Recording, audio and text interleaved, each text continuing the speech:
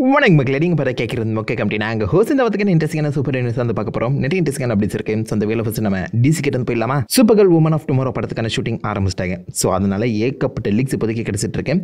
முக்கியமாக சூப்பர் கேர்ளோட அந்த ஃபுல் சூட்டே வந்து பார்த்தீங்கன்னா ரிவீல் பண்ணிட்டாங்க தான் சொல்லணும். ப்ராக்டிக்கலாகவே ஷூட் பண்ணிட்டு இருக்க அந்த சமயத்தில் அந்த சூட் காமிக்கு அக்யூரேட்டாகவே கொண்டு வந்திருக்காங்க.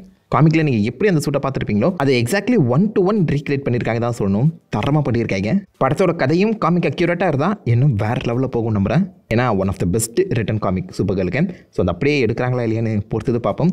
லோபோவுமே இருக்க மாதிரி டீஸ் பண்ணியிருக்காங்க. அது தெளிவாக தெரியல. ஜேசன் மாமாவோட அந்த லோபோ லுக்கும் லைட்டாக லீக் ஆகிருக்கு. ஸோ இந்த லீக் இப்போதைக்கு நடந்துருக்க அந்த சமயத்தில் கண்டிப்பாக ஜேம்ஸ் கன் அஃபிஷியல் லுக்கை ரிவீல் பண்ணுவான்னு தான் தோணுது. பார்க்கலாம் அடுத்த வரும் வாரங்களில் இந்த சூட் டெஸ்ட் வீடியோன்னு சொல்லி நம்ம சூப்பர் கேர்ள் அண்ட் ஜேசன் மாமாவா அந்த லோபோ லுக்கை லீக் பண்ணுறாங்களா இல்லையான்னு. இந்த ஃபர்ஸ்ட் லுக்லாம் பார்த்துறப்பறம் சூப்பர் கேர்ள் படத்துக்கு கொஞ்சம் ஹைப் இருக்க தான் செய்யுது. சூப்பர்மேன் படத்துலேயே சூப்பர் கேர்ளை டீஸ் பண்ணுறதுக்கான வாய்ப்புகள் அதிகம். முக்கியமாக கிரிப்டோ இருக்காப்ல. ஸோ கிரிப்டோ கூட்டு போகிறதுக்காக சூப்பர் கேர்ள் வரலாம். பொறுத்தது பார்ப்போம். சூப்பர்மேன் படத்துக்கான ட்ரெய்லர் இந்த வாரம் வரதுக்கான வாய்ப்புகள் அதிகம். ஏப்ரல் 18 சூப்பர்மேன் டே நடக்க போகுது. ஜேம்ஸ் கன் அதுக்காக தான் காத்துட்ருக்காராம். ஸோ சினிமா கானில் கொடுக்காத அந்த டீசர் ட்ரெய்லர் செகண்ட் ட்ரெய்லரை ஏப்ரல் 18 சூப்பர்மேன் டேல நீங்கள் பார்க்கறதுக்கான வாய்ப்புகள் இருக்கு. ஆல்ரெடி டீசர்லாம் கட் பண்ணி வச்சிருக்கான்ப்பா அப்படி தான் சொல்லி மென்ஷன் பண்ணியிருந்தாரு James Gunn. So April 18 wait பண்ணி பார்த்துருவோம் ட்ரெய்லர் வருதா இல்லையான்னு. ஆல்ரெடி கொடுத்த ட்ரெய்லரையே எக்ஸ்டெண்ட் பண்ணாமல் புது சீக்வன்ஸை போட்டு கொடுக்கப்பா ஐயப்பா.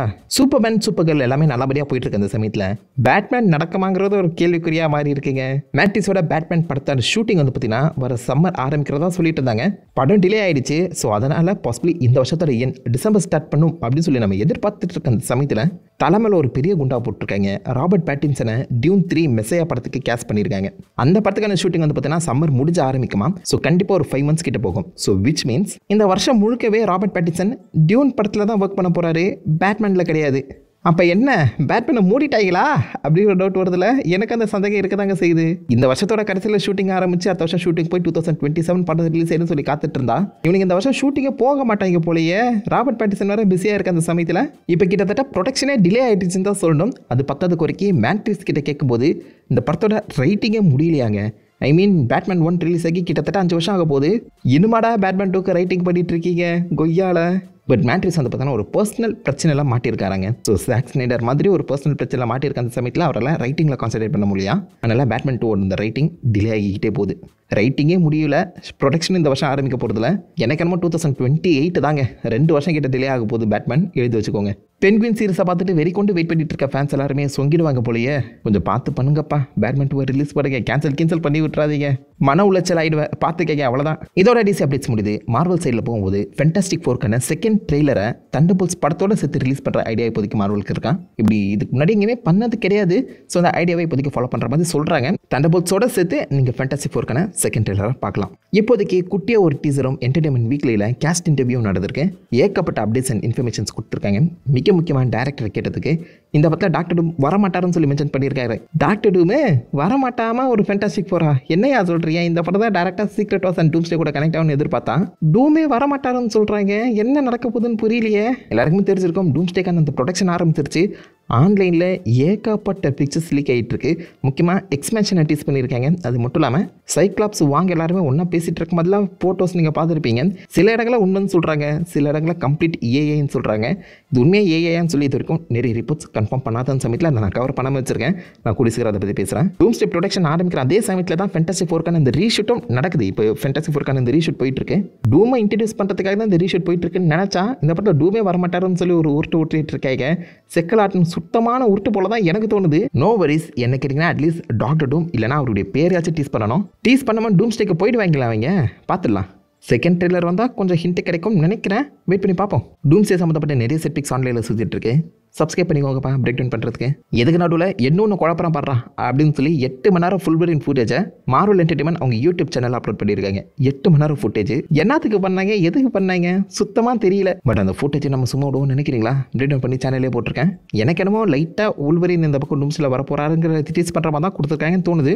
நடுவில் உல்வரின் வர்சஸ் ஹல்க் படத்தை கன்ஃபார்ம் பண்ணிட்டாங்க அப்படிங்கிற மாதிரி ஒரு ரூமர் ஓடிட்டு இருக்கு. ஃபேஸ் 6 அனௌன்ஸ்மெண்ட் வந்தால் மட்டும் தான் நம்மளால முழுசாவே பிடிச்சிக்க முடியும். என்ன பண்ண போகிறாங்கன்னு தெரியல. பட் உல்வரின் ஃபுட்டேஜ் 8 மணி நேரம் தர ஃபுட்டேஜ் அவங்களுடைய யூடியூப் சேனலில் இருக்குது. டைம் தான் மொத்தத்தையும் உட்காந்து பாருங்கப்பா. ஸ்பைடர்மேன் பிராண்ட் நியூ வீடியோ பற்றி பேசுவோமா?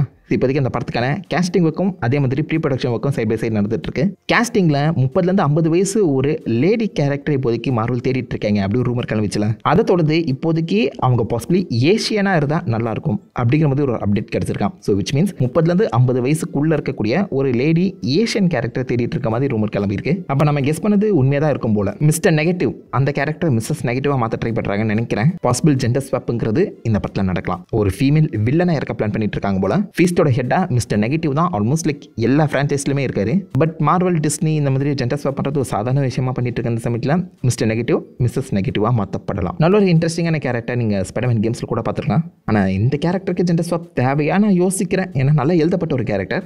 மார்வல் ஜெண்டர் ஸ்வாப் பண்ணி பழகிட்டாங்க, நம்ம பார்த்து பழகிட்டோம். வேற என்ன செய்யறது? நீங்கள் என்ன நினைக்கிறீங்க? மிஸ்டர் நெகட்டிவ் ஜெண்டர் ஸ்வாப் பண்ணால் நல்லா இருக்குமா, இல்லை அது கம்ப்ளீட்டான வேற காஸ்டிங்கா? உங்கள் தாட்சமாக இருக்க வைக்கல காம்புங்க. அதை தொடர்ந்து தண்டர்போல்ட்ஸ் படத்துக்கான அந்த ப்ரொமோஷன் ஒர்க் படு பயங்கரமாக போயிட்டு இருக்கேன். மலேசியாவில் இருக்க செகண்ட் ஹையஸ்ட் பில்டிங்ல இருந்து நிஜமாலே ஃப்ளோரஸ் பி வந்து பார்த்தீங்கன்னா குதிச்சிருக்காங்களா.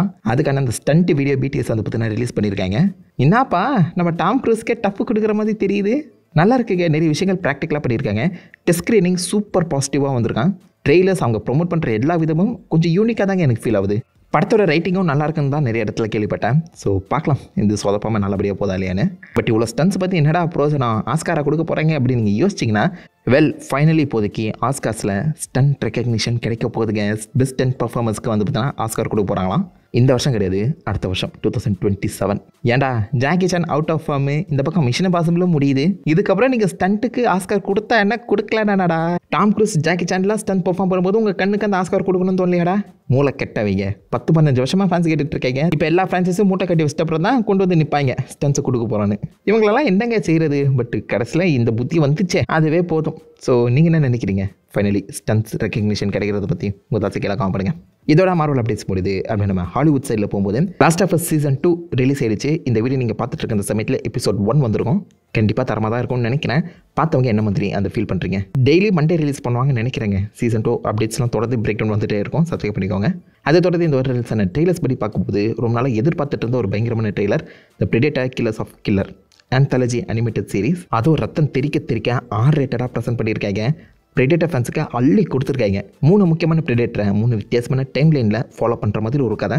ட்ரெய்லரும் நல்லா இருக்குது. காமிக்கப்பட்ட அந்த பிரெடேட்டரும் அல்டிமேட்டாக இருக்குது. R-rated வேறு, இதுக்கு மேலே வேறு என்னங்க வேணும்? வேறு லெவலு.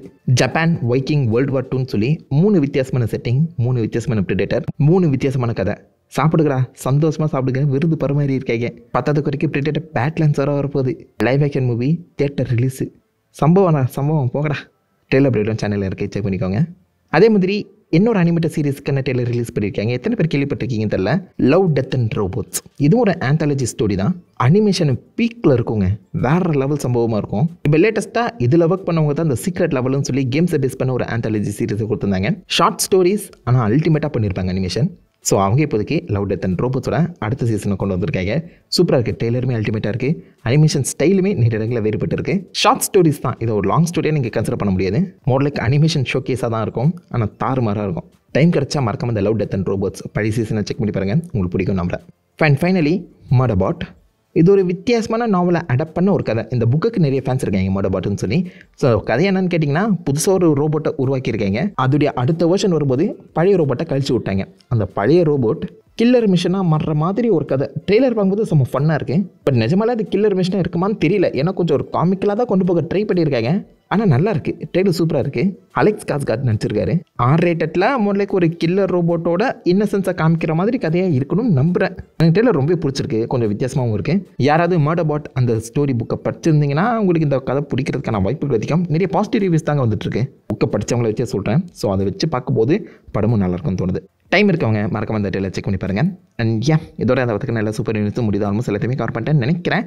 ஏதாவது முக்கியமான அப்டேட்ஸோ டீட்டெயில்ஸோ நான் மிஸ் பண்ணி ஏதாவது தப்பா சொல்லியிருந்தாலோ அதை மறக்காம வைக்கல காம்பெனி எல்லாருமே தெரிஞ்சுக்கிட்டேன். நான் உங்களை நல்ல ராசாமன வீடியோ பண்ணி எழுந்திருக்கோம். Have fun guys. வட்டேன்.